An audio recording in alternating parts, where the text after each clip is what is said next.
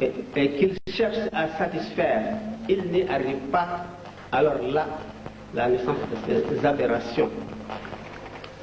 L'homme est dominé de la passion et des intérêts.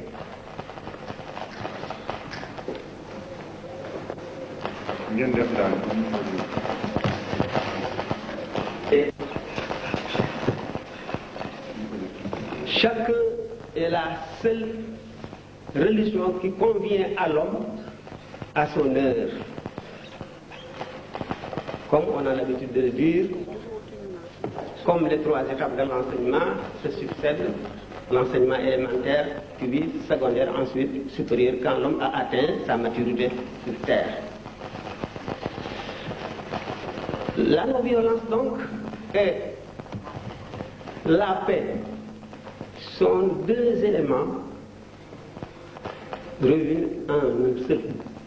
Quand on dit la tolérance, il y a la paix. La paix donc fondamentale.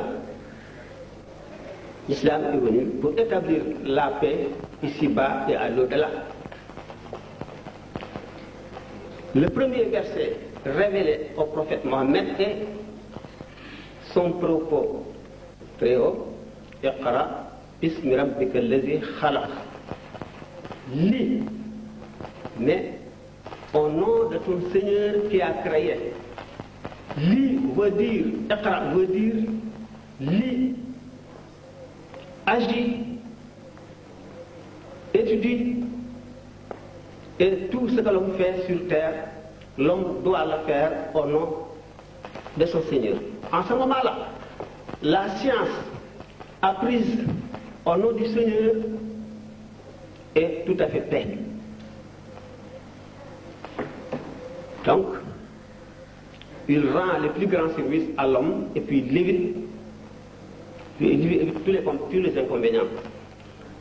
La science qui est utilisée pour détruire l'homme sur terre, ou pour le dépasser, ou pour le réduire en esclavage, excusez-moi, n'est pas au nom du Seigneur.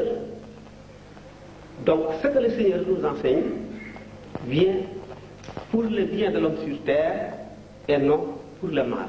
Quand on l'utilise pour le mal, c'est une aberration. La religion est venue pour nous enseigner la paix, en commençant par la prière.